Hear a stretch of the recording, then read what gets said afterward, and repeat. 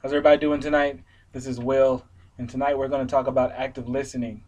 And did you know that over 66% of all issues in the workplace, from manager to rep, from rep to manager, from manager to higher level executives, actually stem from poor listening skills? Well, tonight we're going to go over some of those skills in active listening, see how we can overcome some of those problems. Because imagine, if it's that high in the workplace, how could it be affecting our personal relationships with our spouse or with our friends or with our loved ones? So, what I want to do is talk about some of the benefits of active listening and how we can incorporate that into our everyday lives. So, the first thing I want to talk about is listening in itself. What exactly is listening? Well, according to Julian Treasure, who is a sound expert, listening is making meaning out of sound. This is what he says in his TED Talk in 2011.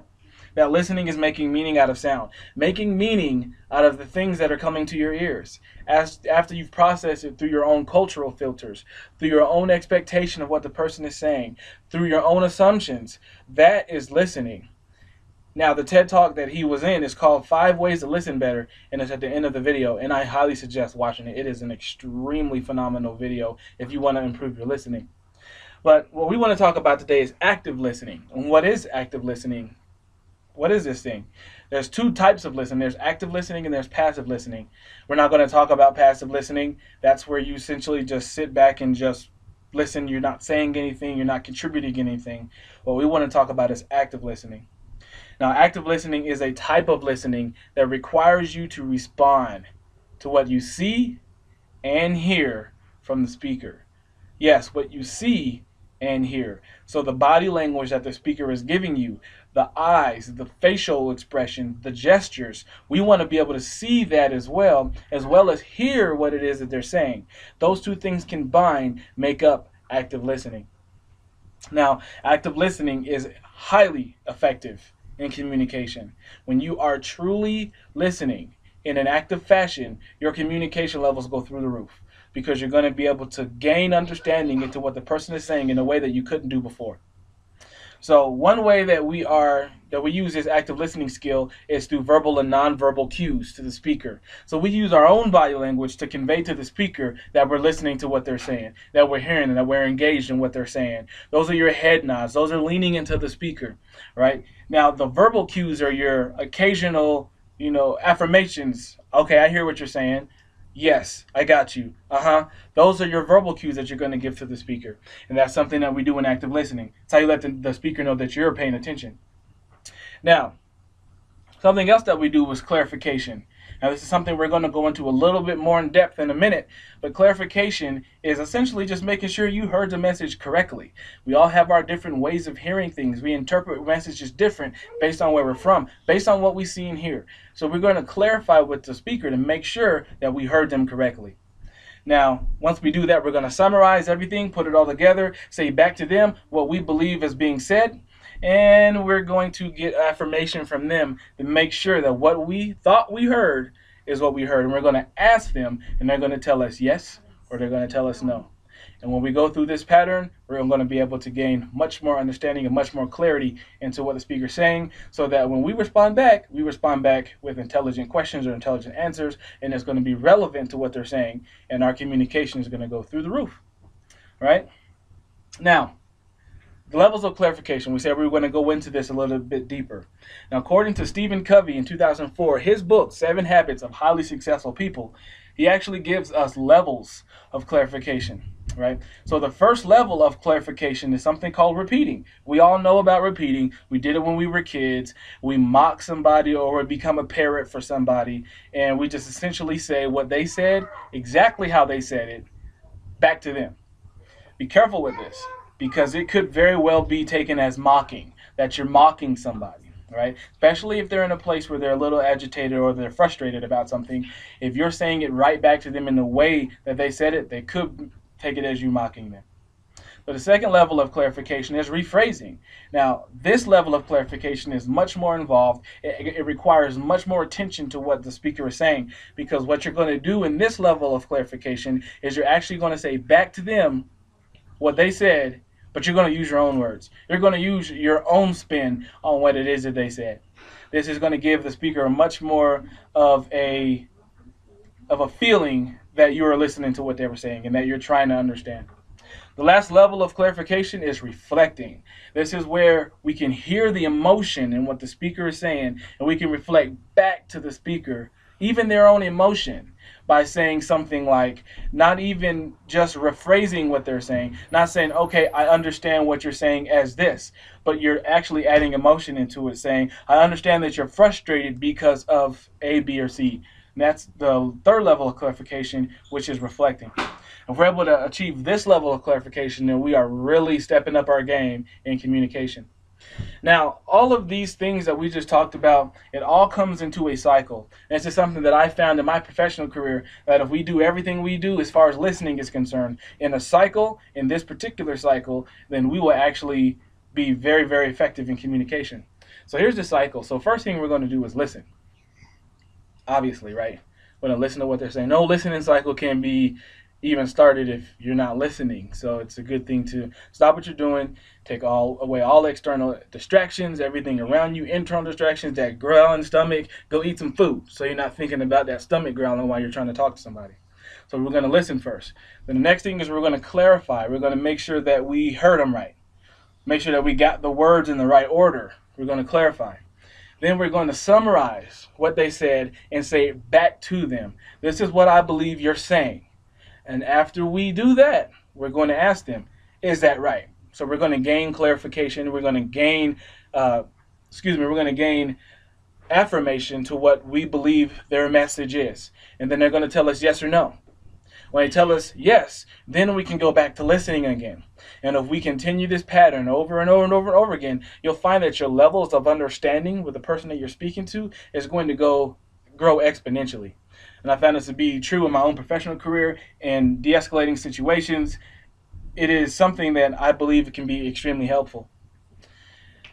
Now, in over 50% of your communication, you will be the listener. And this is according to Janusik and Woven. I messed his name up.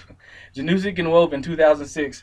According to their studies, over 50% of your communication, you will be the listener. So whether that be listening to headphones, listening to the television, or sitting at your desk listening to me ramble on about listening, you will be the listener in over 50% of your communication. So because of that, we need to know what the benefits are. We've already talked about what it is and how to do it. What are the benefits? Why? We always got to know why we want to do something. So what are the benefits of active listening? Well, according to Richard Salem in 2003 in his article called Beyond Intractability, he actually gives us a few reasons why it's a good idea to practice active listening. The very first one is it encourages the surfacing of information. So when you're talking to somebody and you're practicing active listening, you're actually allowing them to bring up more information and give you more information so you can learn more. I always say this. If you're listening, you're learning. When you're not listening, you're not learning about the person you're talking to. The person who is listening is the one who is actually controlling the conversation because they're controlling what they're learning. So when you're listening to someone, you're learning about them, more information is coming to the surface. That way you're able to understand them better. And that's one benefit of active listening. Now, another benefit of active listening is that you're building trust. You can build trust in relationships by actually giving the effort into listening to somebody, which is a good thing. When you have trust in relationships, you have better relationships. People say things to you more. They give you more information, like the first benefit. They start giving you more and more information because they trust that you're listening to that information. Nobody wants to talk to somebody who doesn't listen. No one ever has ever said, man, I love talking to that guy. He never listens to a word I say. Nobody has ever said that. So we want to be active in our listening, and it builds trust by doing it. So another way that active listening benefits us is it allows emotional release. Anybody who's married, you know that sometimes you just need to just let it all out, right? You just need to just let it go. And somebody who was active in their listening, asking questions, tell me more about that. Wow, so what you're saying is this, or what you're saying is that. Is that right? And then allowing them to continue, allowing them to get more information out. It allows that speaker, the person you're talking to release emotion, which is good, an emotional release. right?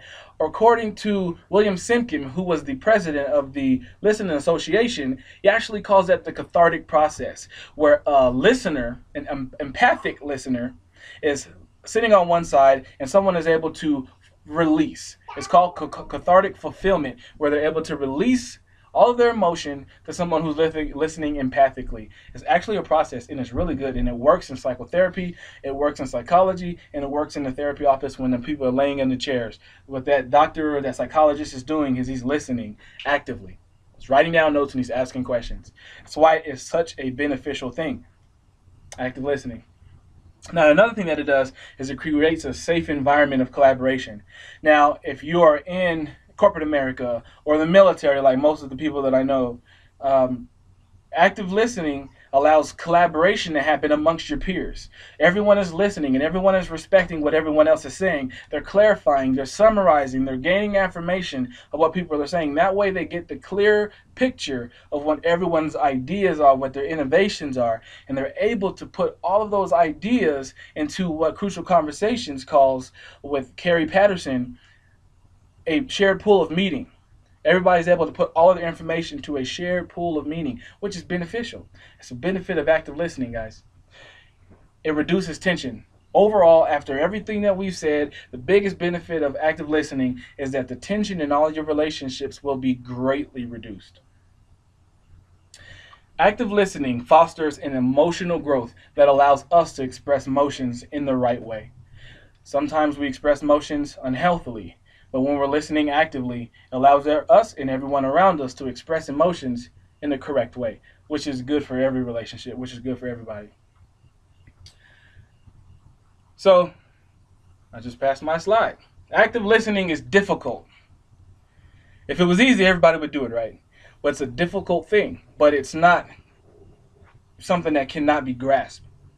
The reason why it's difficult is because it's active.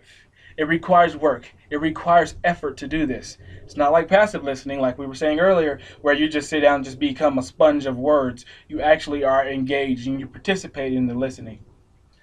But when we use nonverbal and verbal cues, when we are clarifying the message with the person that we're talking to, when we gain affirmation that we are interpreting the message correctly, essentially using the listening cycle, then our listening is going to go to places that we've never seen before. We're going to find ourselves more fulfilled in the relationships that we have on a day-to-day basis with our coworkers, with our peers, with our family, with our loved ones. Hopefully your family and your loved ones are the same people, and with your spouse. And with that being said, everybody, I thank you for listening. Have a great day and God bless you.